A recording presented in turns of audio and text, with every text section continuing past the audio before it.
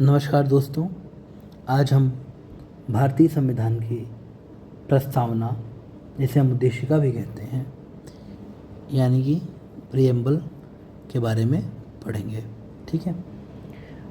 प्रस्तावना है क्या? ये भारतीय संविधान की भूमिका की तरह है। ठीक है। जैसे भी कोई किताब आप पढ़ेंगे तो उसकी शुरुआत में क्या रहता है? भूमिका दी रहती है। राइटर उसमें लिखता है कि मैं इस किताब के माध्यम से क्या बताना चाहता हूँ। कुल मिला के उसकी थीम बुक के बारे में बताता है कि इसकी थीम क्या होगी क्या उद्देश्य है।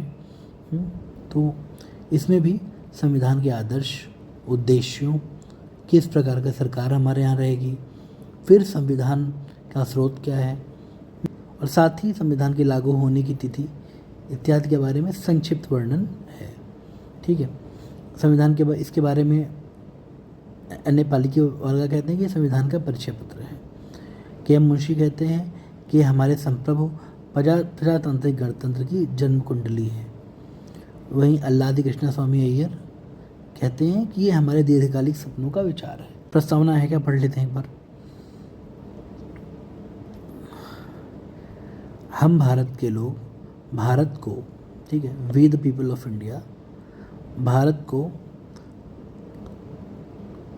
कौन कर रहा है, किसकी तरफ से लिखी गई? भारत के लोगों की तरफ से।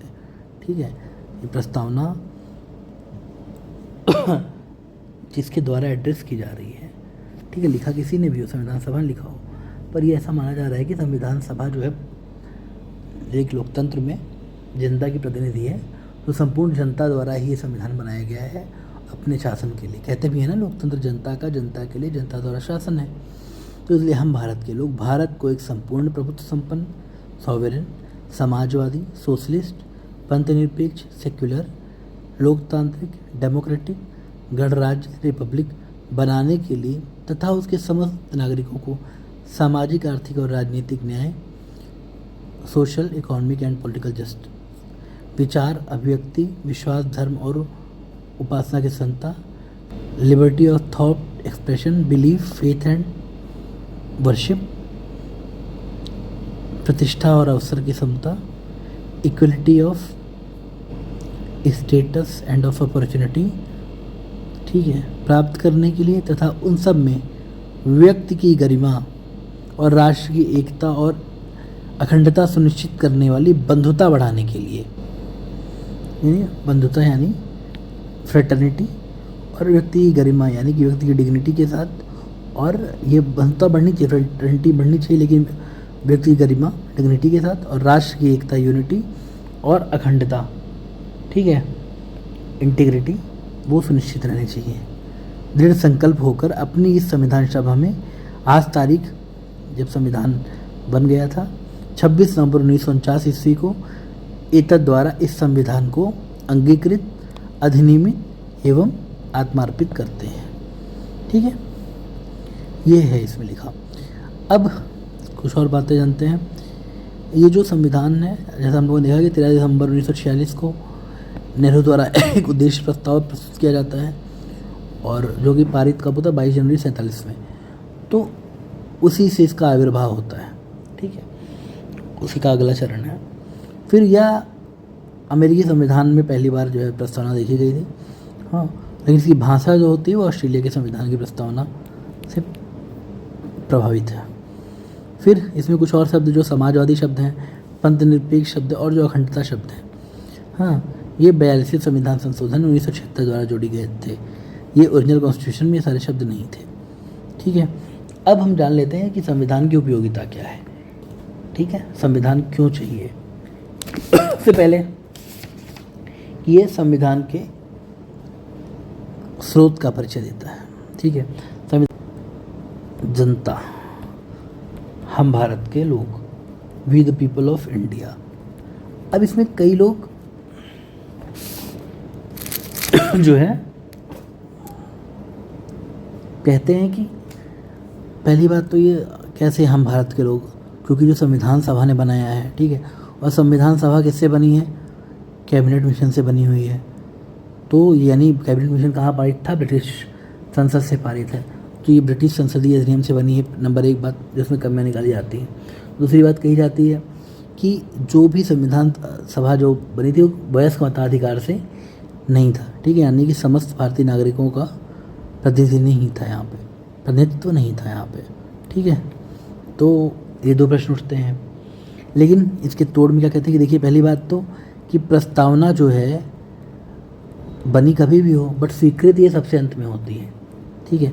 तो हम लोग 1947 में चूँकि आज़ाद हो गए थे तो उससे फ़र्क नहीं पड़ता कि ब्रिटिश से बनी है क्या है, प्रस्तावना का स्वीकरण जो हो रहा है सबसे लास्ट में हुआ है तो एक आज़ाद देश के द्वारा हुआ है। साथ ही अगर प्रतिनिधित्व की बात की जाए तो सभी बड़े दल के नेता, हाँ, सभी वर्गों के नेता, हाँ, समुदायों का प्रतिनिधित्व, विचारधारा का प्रतिनिधित्व उसमें था। तो इतने महान थे, अगर चुनाव होता भी ना तो उन सभी को वैसे भी चुना जाना था, ठीक है। साथ ही जब प्रथम वाचन होता है संविधान के, मैं 3 वाचन बताए थे ना, तो प्रथम वाचन के बाद जनता के सम्मुख रखा गया था संविधान, ठीक है। तो व्यवहारिक तौर पे लोकतंत्र है। ऐतिहासिक स्रोत के रूप में यह हमें ये बताता है कि हमारा संविधान कब लागू हुआ था, तो क्या कहता है 26 नवंबर 1949, एक हमें बता दिया ना, हिस्टोरिकल सिग्निफिकेंस भी है, अंगीकृत अधिनियमित एवं समर्पित किया गया। अब जो महत्वपूर्ण चीज़ें हैं ज़्यादा यह भारतीय संविधान के स्वरूप यानी प्रकृति का परिचय देता है, ठीक है। अब ये बताता है कि संपूर्ण प्रभुत्व संपन्न से वर्ड है ना, संपूर्ण प्रभुत्व संपन्न सॉवरेन, यानी कि व्यक्ति को या राष्ट्र को या भारत को आंतरिक एवं बाह्य मामलों में सभी निर्णय की लेने की शक्ति है। आंतरिक व बाह्य दोनों मामलों में निर्णय लेने की शक्ति है, ठीक है। कई लोग कहते हैं कि चूँकि जब भारत आज़ाद हुआ तो डोमिनियन स्टेटस प्राप्त था भारत को, एक तरीके से डोमिनियन स्टेटस होता है, मैंने पहले बताया हुआ है कि ब्रिटिश रानी की सत्ता को स्वीकार करना, और बट औपचारिकता मात्र है वो। लेकिन जब हम 1950 में गणतंत्र होते हैं 26 जनवरी 1950 को, हम लोग का डोमिनियन स्टेटस समाप्त हो जाता है। हाँ, कॉमनवेल्थ के आप सदस्य बने रहते हो, पर वो भी महज एक फॉर्मेलिटी है, उससे अब क्राउन जो है हमारे सीट्स पे नहीं है, हाँ, ऊपर नहीं है, डोमिनियन स्टेटस समाप्त हो गया है। तो हाँ, हम पूर्णतः सॉवरेन है। समाजवादी, ठीक है, यानी सोशलिस्ट है। समाजवादी का क्या अर्थ होता है? समाजवादी यानी कि अपने यहाँ जो मतलब है वो लोकतांत्रिक समाजवाद के सेंस में है, ठीक है कि लोक कल्याणकारी नीतियों के माध्यम से जहाँ तक संभव होगा, ठीक है, लोगों में संसाधनों का उचित बंटवारा करने का प्रयास किया जाएगा, ठीक है। देखिए, आपको अगर विचारधारा के रूप में उदारवाद जो है स्वतंत्रता को ज़्यादा महत्व देता है, समाजवाद समानता को ज़्यादा महत्व देता है। इनमें अलग अलग स्कूल ऑफ थॉट चले हैं।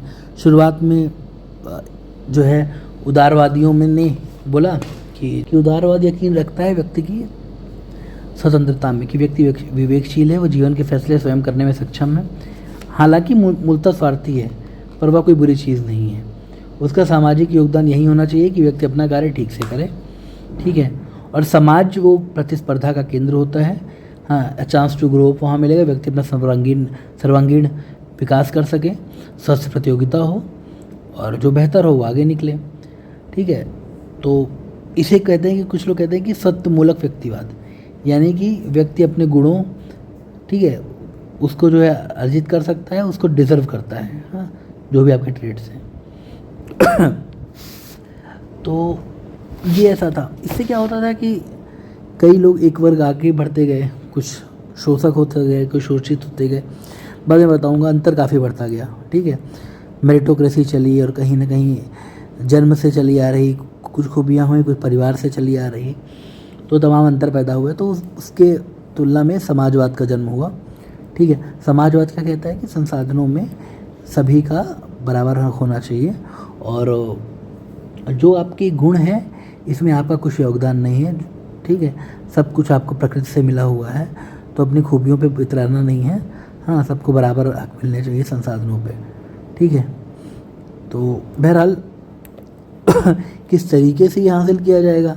शुरुआत में एक स्वप्नदर्शी समाजवादी आए, चार्ल्स फ्यूरियर, साइमन, हाँ, उन लोगों का कहना था कि जो है अपील की उन्होंने कि आप जो है पूंजीपतियों से कि आप अपनी अंतरात्मा परिवर्तित हो जाए उनकी, और स्वयं ही मजदूरों को उनका हक दे दें, ठीक है, साइमन। और उसके बाद जो है समाजवादियों में आते हैं, मार्क्सवादी वगैरह आते हैं, ठीक है। मार्क्सवादी कहते हैं कि छीन के लेंगे अपना हाथ। उन्होंने कहा ऐसा है कि जो उत्पादन के साधनों पे जिसका, उन्होंने कहा, मार्क्सवादियों ने कहा कि समाज में दो वर्ग हैं, हैव्स एंड हैव नॉट। ठीक है, तो जो शोषित है यानी कि हैव नॉट, और उसका शोषण किया जा रहा है किसके द्वारा, शोषकों यानी हैव्स के द्वारा। क्यों, इनका जो है शासन की जो मूलभूत उत्पादन के साधनों पे पूरा नियंत्रण है। ठीक है, और इसीलिए जो है ये केवल बेचारे जो है हैव नॉट्स, ये मजदूरों की तरह इनके यहाँ काम कर रहे हैं। उन्होंने कहा कि एक उत्पादन प्रणाली है, उसमें बुनियादी ढांचा होता है। ठीक है, डीप स्ट्रक्चर, किसी भी समाज में एक डीप स्ट्रक्चर होता है, बुनियादी ढांचा, और वो होती है उत्पादन प्रणाली। और उसके ऊपर एक सुपर स्ट्रक्चर यानी ऊपरी ढांचा बनता है, जिसमें होते हैं संस्कृति, राजनीति, कला, धर्म। कहते हैं कि ये सब केवल दिखावा होता है। ठीक है, ये सब जो है लोगों को अपने मूल से भटकाने का जरिया है। उत्पादन की प्रणाली ही जो है वहीं सब कुछ निर्धारित होती है कि समाज में किसको कितना हक मिलेगा। तो बहरहाल वो कहते हैं वो अपील करते हैं कि जो हैव नॉट है वो क्रांति कर दें, हाँ, हिंसक क्रांति करें, और जो है कि संसाधनों पर अधिकार कर लें और समता स्थापित हो। ठीक है, तमाम चीज़ें हैं, मैं एक बार डिटेल में बताऊंगा साम्यवाद बाद में। ठीक है, तो बहरहाल ये जब था तो चूँकि ये हिंसक है, बाद में धीरे धीरे जो है समाजवाद में लिबरल फैक्शन आता गया, हाँ, और वो बात करने लगा कि नहीं ठीक है, हमें विकासात्मक समाजवाद, डेमोक्रेटिक, हाँ, और समाजवाद, इन सब की बात आने लगी। और फिर उदारवाद में भी, आधुनिक उदारवाद, ये सब आने लगे। तो कुछ हद तक एक लोक कल्याणकारी राज्य की भूमिका दिखने लगी। हाँ, राज्य केवल प्रोवाइड वो नहीं रहा कि भाई मैं केवल नियमन करूँगा, जहाँ जो गरीब होंगे या जो निचले तबके पे हैं मैं उनके लिए समाज कल्याण या लोक कल्याण का कार्य भी करूँगा। तो मैं एक बार एक डिटेल में बताऊँगा, बट अभी मैं एक जनरल थोड़ा सा जिसको एकदम क्लियर ना हो वो बताना चाह रहा था बस। तो ठीक है, समाजवाद का मतलब यही है कि लोक कल्याणकारी नीतियों के माध्यम से समाजवाद लाना, लोकतांत्रिक समाजवाद। ठीक है, एक DS कटारा केस हुआ, कुछ अगर रेफरेंस डालना हो, उसमें कहा जाता है कि हमारा समाजवाद जो है वो मार्क्सवाद और गांधीवाद के मिश्रण से बना हुआ है, सुप्रीम कोर्ट बोलता है, और जो है उसका झुकाव जो है वो गांधीवाद की तरफ है। चूँकि समाजवाद वक्त 1976 में डाला जाता है 42nd कॉन्स्टिट्यूशन अमेंडमेंट से। तमाम लोग कहते हैं क्यों, उस समय दो चीज़ें थी कि USSR से हमारी दोस्ती थी, रशिया सोवियत संघ से। कुछ लोग कहते हैं कि समाजवादी आंदोलन भी चल रहे थे JP वगैरह के, इसलिए भी। तो तमाम चीज़ें, और समाजवादी हमारा अगर दिखना हो तो कहाँ कहाँ दिखाई पड़ता है, तो फंडालाइट्स में समानता का अधिकार है ही। इसके अलावा फिर DPSP में काफ़ी बड़े हिस्से जो है समाजवाद से प्रेरित हैं, तो आप ये देख लीजिएगा। नीचे देखते हैं पंथ निरपेक्षता। ठीक है, पंथ निरपेक्षता का अर्थ ये है कि सभी धर्म का समान रूप से सम्मान किया जाएगा, या राज्य का कोई धर्म नहीं होगा। पहले ये भी मैं डिटेल में बाद में बताऊंगा, क्योंकि काफ़ी ये सब डेंस टॉपिक्स हैं। ठीक है, पंथ निरपेक्षता का मतलब ये है कि जितने भी पंथ हैं, हाँ, अलग अलग सेक्ट्स, तो वो जो है उनकी जो है जब राज्य शासन करे तो उन सेक्ट्स को किसी एक का जो है कुल मिला के पक्ष ना ले, सब बराबर रूप से पक्ष ले। तो इसे कुल मिला के 3 रूप पाए जाते हैं। कुल मिला के राज्य का कोई धर्म नहीं होता। एक मैकियावेली करके विचारक आया था पश्चिम में, ठीक है, वो कहता है कि राज्य व धर्म की उसी पुस्तक द प्रिंस, वो कहता है कि राज्य और धर्म की कुल मिला के अलग अलग काम करना चाहिए। बहरहाल, तो एक निगेटिव टर्म में है कि पंथ निरपेक्षता का एक निगेटिव टर्म है, नकारात्मक। वो कहता है कि किसी से कोई मतलब ना रखो, किसी धर्म से।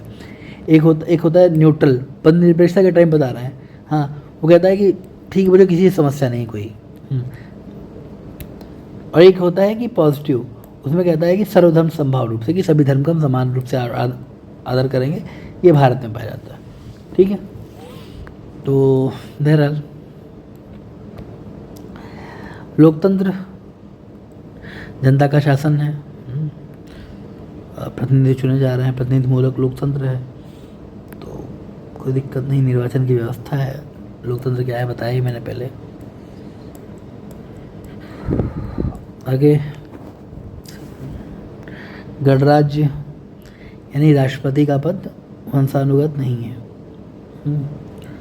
और वो चुना जा रहा है। गणतंत्र क्या है मैंने बताया पहले भी। फिर संविधान के उद्देश्यों का परिचय है। न्याय की बात की गई है।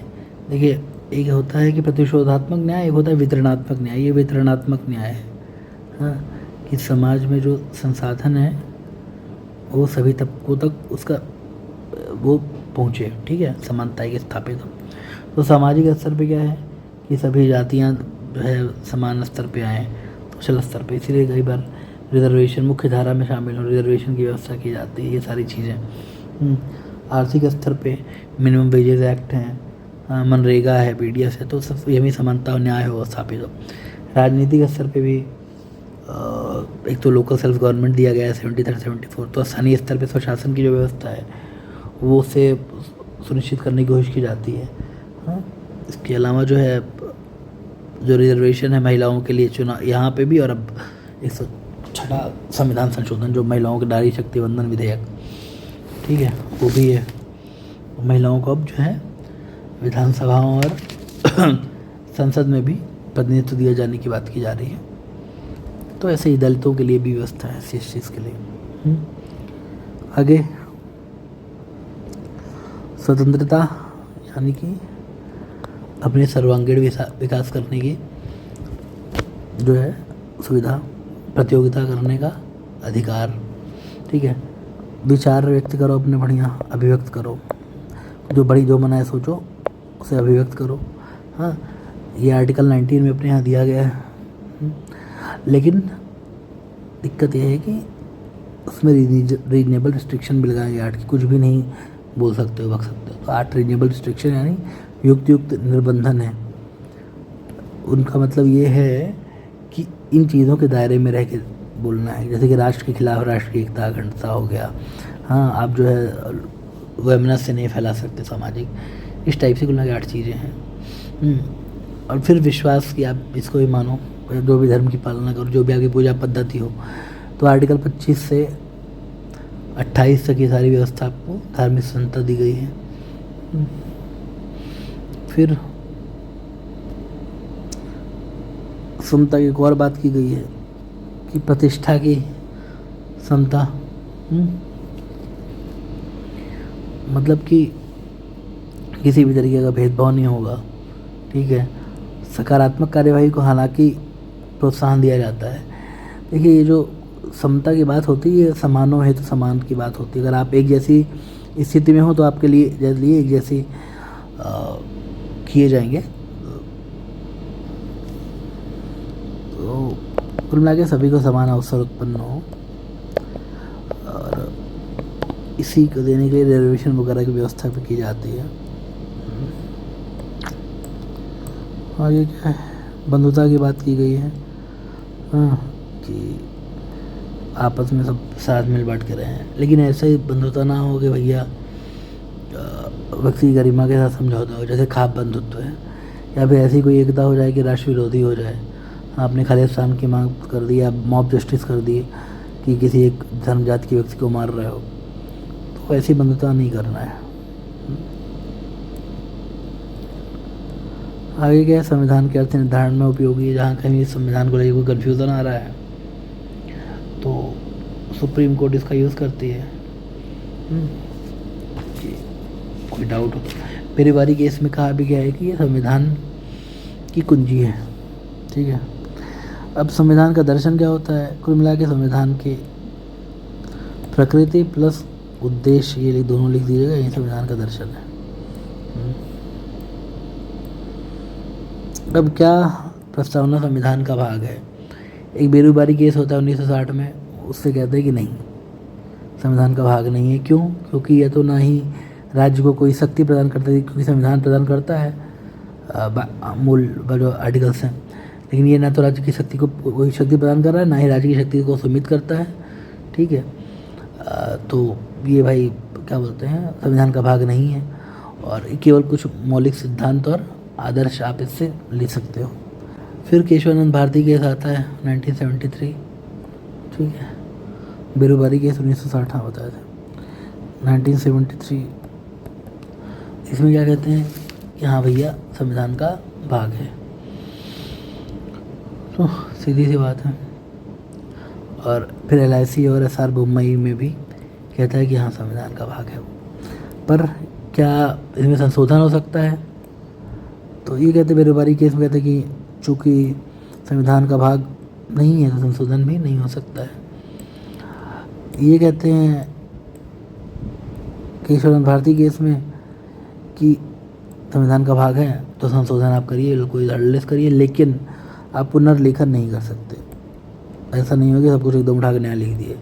हाँ, फिर ये इसमें कि मूल ढांचे का सिद्धांत देते हैं केशवानंद भारती में, उसमें संविधान की मूल भावना की बात की जाती है कि अगर ये संशोधन जो है संविधान के मूल ढांचे या बेसिक स्ट्रक्चर के अगेंस्ट होंगे तो रद्द कर दिए जाएंगे। ठीक है, आगे प्रवर्तनीयता की बात होती है। इन्फोर्सिएबल है क्या? बेरी बॉडी केस में कहते हैं कि संविधान का भाग ही नहीं तो काहे का इन्फोर्सिबिलिटी। हाँ, पर एक बात ये कही जाती है कि देखिए वैसे तो इन्फोर्सिबल नहीं है, पर अगर जहाँ कहीं भी संविधान को लेकर स्पष्टता ना हो, ठीक है, और देखिए संविधान के निर्वचन का अधिकार सुप्रीम कोर्ट के पास है। ठीक है, निर्वचन का मतलब ये होता है कि संविधान में क्या लिखा है, क्योंकि जटिल भाषा है तो सुप्रीम कोर्ट समय में बताती है कि जो शब्द लिखे हैं इसका एक्चुअल मतलब क्या है, क्या इंटेंडेड था। तो संविधान की जहाँ स्पष्टता ना हो वहाँ पे क्या करता है कि न्यायालय जो है इसका यूज़ कर सकता है निर्वचन करने में, अर्थ निर्धारण में। तो इसका यूज़ ले सकता है आपके उद्देश्य का प्रियम्बल का।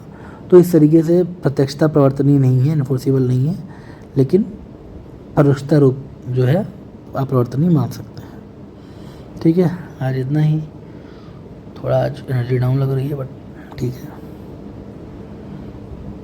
बाकी आगे